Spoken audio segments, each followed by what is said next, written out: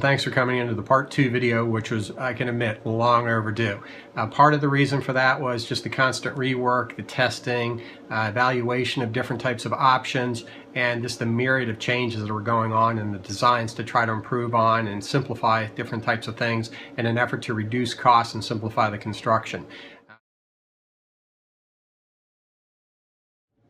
Okay, so in looking at the rig, the first thing is the ongoing changes to the design. This has to do in two main areas. One is the monitor rack itself as part of the rig, and the second part is the steering rack. The new rack is a lot more complex in terms of its assembly and on the number of parts required, so I'm going to do a third part on this video to describe how the rack assembly is made. Okay, so first let's talk about the T-slot versus the welded monitor rack. Now, there's pros and cons to both of these. First off, the T-slot, the welded rack is essentially structural steel, so material costs are actually fairly low. The problem is that if you're going to weld this thing, it has to be very square. So that means you have to cut it very accurately, and in my case, not only did I cut it, but I machined it to be very accurate. It has to be accurate to within 0.04 inches or roughly 1 millimeter. Otherwise, when it gets welded together, it'll wobble.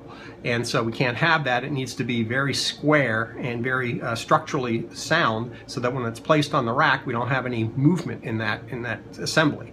And this is what the monitor arms will be bolted across. Those don't have to be welded nearly as accurately because they're just basically bolted tight to the thing. But the bottom line is the frame itself has to be cut fairly accurately. Now, the other thing to remember is this has to be welded. If you're good with welding and you have a TIG welder, which is what I would recommend, then you're good to go.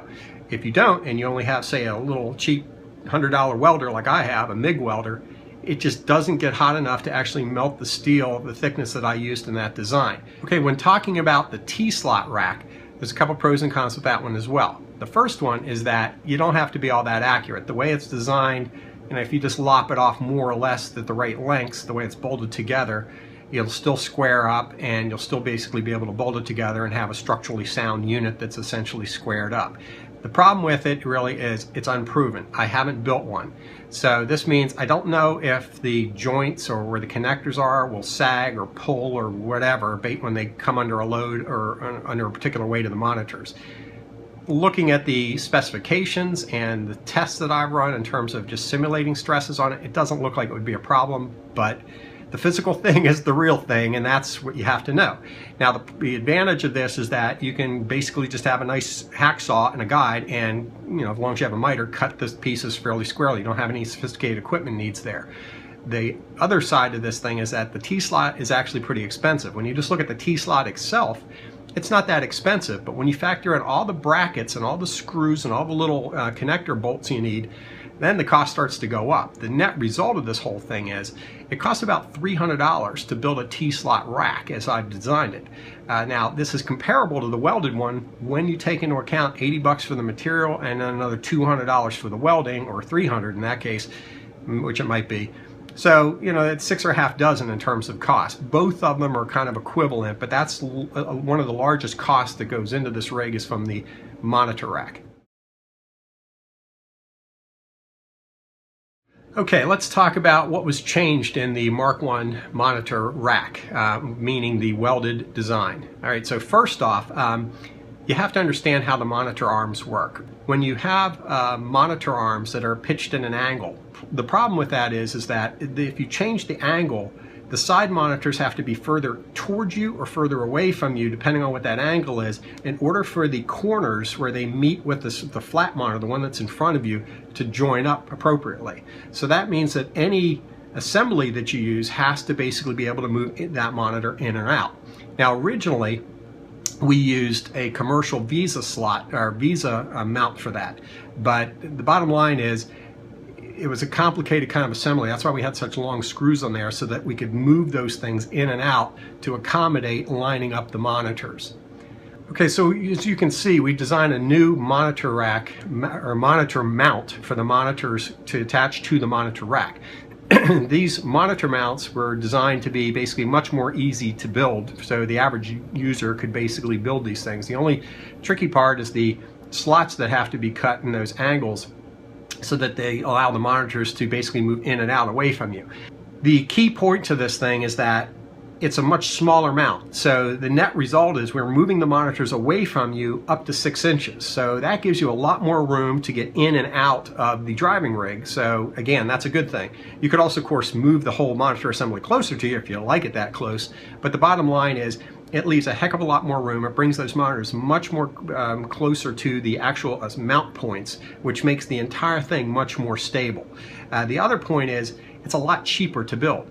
It's a much simpler design, and and the cost of those materials is basically a square tube and some angles, and you're just lopping it off about every inch and then drilling holes and essentially bolting it together. Now there is some internal parts which are basically printed parts in my case. They can be cast as well.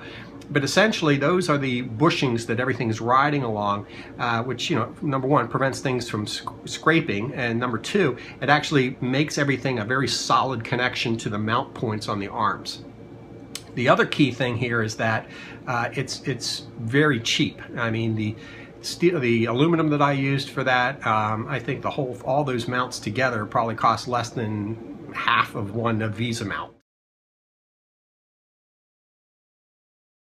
Okay, another option you have, and I'm sorry for all these different options, but I did think of several of them for you, is that there's telescoping options. There's two of them. One is a bar type, where you basically just take a bar and you cut a slot in it, and then you have a little bit of machined metal which acts like a hook that holds the top bar in, and it's all bolted up tight, so there's no adjustment handle like a telescoping rod. You can still adjust it, but it's basically just two plates and then a little, like I say, a mount at the top, which doesn't require any heavy machining. It's basically angle. Part of the problem with telescoping metal, when you buy metal to telescope, is that the male piece and the female piece, if you want to call it that, essentially you can't have them the exact same size in terms of the outer diameter and the inside diameter of the other piece, because they simply will not go together. And trying to grind them down or sand them down to make them perfectly fit, number one, they're going to scrape like mad, and number two, it's going to be so tight when it's under the load, meaning when I put the monitors on there, it's going to be torquing out, and therefore it's going to be under load, and so trying to move that up and down is going to be virtually impossible. So the bottom line is you have to get something where there's actually a small gap, so that basically the tube that it's sliding over top of is loose enough so that it can move easily. Now the problem that you're introduced with when you do that is that the outer tube, the one that's a little bit bigger, now has a little bit of play in it. So even when it's bolted tight, the torque of the monitor weight will cause it to lean out just a hair. But when it moves out just a millimeter, the end, when you go out 3 feet, is going to drop by about 10 times that amount. So you're looking at a centimeter or half an inch drop. So you get essentially this sag in your monitors. And that means that when you're looking at the rig from the front, the monitors are kind of sloping down a little bit. Now, when you're in the rig, it's not that big of a deal, but the bottom line is it's not square and it's not tight. And plus it puts a little bit more torque on that bolt connection, because the part where you crank down the height adjustment and tighten it up, it's not firmly seated. It's essentially got an air gap there from these two ends, and then what's happening is that you can't tighten that up completely without risking even stripping it out. So bottom line is, because it's under torque, it's not going to move anyway, but essentially it's not a perfect design. So that was a big area that we looked at for improving it. What we did was essentially create shims that go into the top of the tube that it's sliding over, so the male part, and then on the female part there's also a guide shim underneath of that. That takes out all the slop and all the play, and then therefore behind where the bolt goes in, there's now a fixed piece filling up that space. So when you put in the handle to tighten it up against the male post, it's solid all the way through as you tighten it down. So it relieves the stress on that handle, and it tightens everything up very nicely, and it prevents any sort of tilt at all, because the shims are basically keeping it perfectly aligned and removing any of the gaps inside that post. Okay, with the telescoping version, which is the kind that was on the original design and the one that we improved to prevent any swag and sway on it, it basically requires a top block to hold the telescoping piece and the bar that goes across the very top, which the center monitor is mounted to be bolted together. That I built out of a solid block of aluminum. I think it's I don't know, 2-inch or something. It's in the design. But nevertheless, that required a lot of machining to cut those slots out so that the bars would fit tightly into them. Just keep that in mind, that one does require more machining. It requires that block of aluminum to be machined out in order for that to work. Now, the shims do prevent any torque and any sag in the monitor. So from a construction standpoint, it's actually pretty simple and easy design, but it does require more parts, so it's not quite as simple as the bar type design. Now, building the Mark I monitor rack is largely just a matter of following those blueprints, cutting those things accurately, and welding it all together. Secondarily, once the metal is cut, you then have to essentially square this up for when you weld it. Now, the arm pieces we'll talk about first, the extensions for the monitor itself. Those are simple cut metal with a slot in the back, but they have those plastic plugs that we discussed earlier and the aluminum blocks on top. And they literally just push together with a single bolt to hold the top piece on, and then they're screwed to the back of the uprights on the monitor rack. The actual monitor mounts themselves are individually cut from angle iron and a piece of square tube with those plastic inserts that we discussed earlier, and then they essentially slide onto the monitor arms, and then it's the center one first, and then that's mounted, and then the side arms are of course constructed, and then they are also mounted. That entire assembly then gets placed on top of the monitor rack itself. There's a wooden base that this whole thing bolts to, which is has two holes essentially that are countersunk up in the bottom so the bolts don't drag onto the simulator sled, and that's what bolts essentially the steel part to the wooden part that's the base that slides back and forth on the sled base. Just make sure you cover that thing, that bottom piece of wood, with felt so that when it's sliding back and forth it doesn't scratch up your simulator sled base. Okay, building the T-slot monitor rack. This one's a lot more straightforward, but more complex to essentially assemble. Bottom line is you need to follow the blueprints, you need to cut to the specific specifications that are given, and essentially bolt the whole thing together. The assembly videos literally show you how to put the thing together. Eventually I'll try to turn those into some sort of a Word doc or PDF doc that can be posted for download, but this video clearly shows you how to put the thing together, and also the dimensions used to cut the parts to, specifically the bars. The only other things you have to know is that you still have to build a couple of custom parts. One is the monitor rack itself. You need some simple angle, aluminum angle, and you need to cut those at certain lengths. I think it's 1.5 inches or 1 inch. Again, it's in the design. And you need to drill some holes through it so that they can be mounted for that forward back that we discussed earlier in terms of the angle problem with your monitor. It's obviously better to have a slot there, but you can't get away with just drilling holes. What I would probably recommend is, if you don't have a means for cutting a slot, to drill a bunch of holes very close succession together, almost on top of one another, and then file out the little divot pieces in between the holes to essentially make a slot. This will allow you an infinite adjustment forward and back to position your monitors accurately.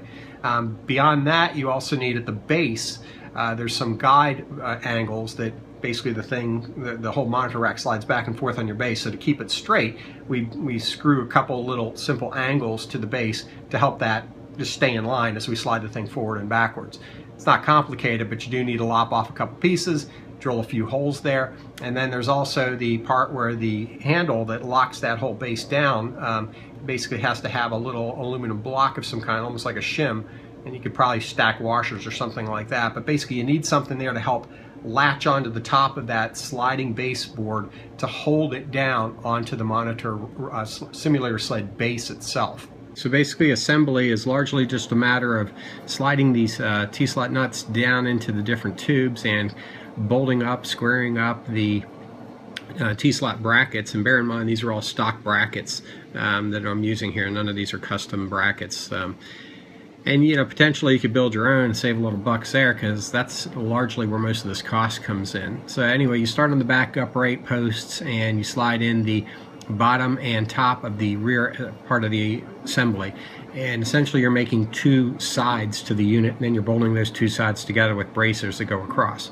And effectively you're just putting all these different brackets in to line things up before you essentially bolt together the main assembly. And then you're going to put some cross braces in there as well when you're all done, to essentially provide the brackets that you're going to use to mount to the baseboard, as well as to strengthen and tie together the rear quarter. When you're all done with this, essentially you're going to make two of these things, and you're going to essentially bolt the two of them together with some cross braces, as we're showing here. So effectively you don't have to get all this stuff perfect. You can just kind of snug it all up when you're bolting it together. And then after you have the two side assemblies put together, then put the center bars in there and effectively true things up with a square and a level at that point. That's really all there is to bolting this thing together. Like I said earlier, you're going to have to make a couple of these angles that you see here. And again, bear in mind, I did not build this thing, so you're going to have to kind of experiment, I think, a little bit with some of the angles, but I did measure everything out, so theoretically anyway, it's all sound. But proof's in the pudding in terms of how strong it should be. It looks like it should be a very strong unit. Maybe one day I'll go ahead and build one. It might actually even be stronger than the steel, but I can tell you the steel doesn't budge at all. It's a very solid unit, but if you can't weld, this is definitely the way to go. Okay, so building the arms is basically the same kind of exercise. The end swivel parts, again, are commercial parts that you can buy. None of this is custom. The only parts that are custom are the angle parts that you're using to bolt up to the actual monitor. And again, those are just simple angle irons, just drill holes in them, and like we talked about earlier. But the bottom line is, again, just line everything up as you see it here, as the video is describing, and bolt it all together. And pretty much that's it. You have to make two separate assemblies, obviously, one for each side. And once you have this, the whole thing essentially gets attached to the main rack assembly. Finally, building the baseboard is exactly the same as it is with the Mark I. The only difference is there's less holes in the board itself, because you only need two holes to hold the stuff together. But basically you're bolting on the angle iron, so again, a simple piece to make with just a drill. And then the secondary piece. Now this secondary piece, we're showing it here in the video, but this is done, like I said earlier, after the whole thing is positioned on the sled itself and you've got everything lined up. Then screw those down. Those simply act as the guide to keep things straight while it slides forward and back. The rest of it is really straightforward. Just make sure you put felt on the bottom of the main board, and the rest of it just goes straight up and bolts right into the main assembly. And that's all there is to it. Now once you have this assembly together, those two knobs on the side will screw into the sled base. So if you follow the designs of the sled base, you'll have two holes with grommets where those two knobs go, and that's essentially what clamps the whole thing into place.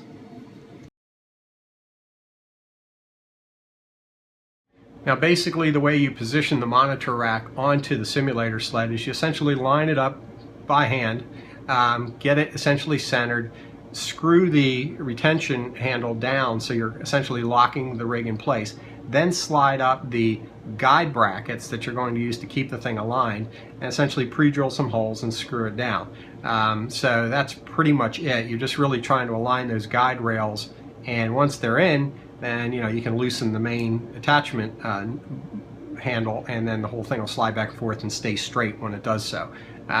I can tell you from personal experience that the number of times I've had to move my monitor rack forward and back is exactly that many times. I've set it once, I got it where I liked it, and I have never touched it since then. So honestly, I'm not even sure you need to build something that slides back and forth. Yeah, it does add to the adjustability of the whole thing in terms of monitor distance to and from, and even the steering rack to and from you to some degree, because that telescopes anyway. But it's up to you whether you want to actually do that or not. When I originally designed this, I wanted every possible thing to be adjustable. If you do too, then you want to follow this design. If you don't, you could bolt the thing literally right to the simulator sled, and that would simplify things tremendously. So like always, I'm closing the video with a little quick clip of driving with this thing, as you now see how it's built. And so this is the current rendition of the rig now, with all the keyboard trays and monitor racks and everything adjusted and done. So enjoy, and thank you for watching.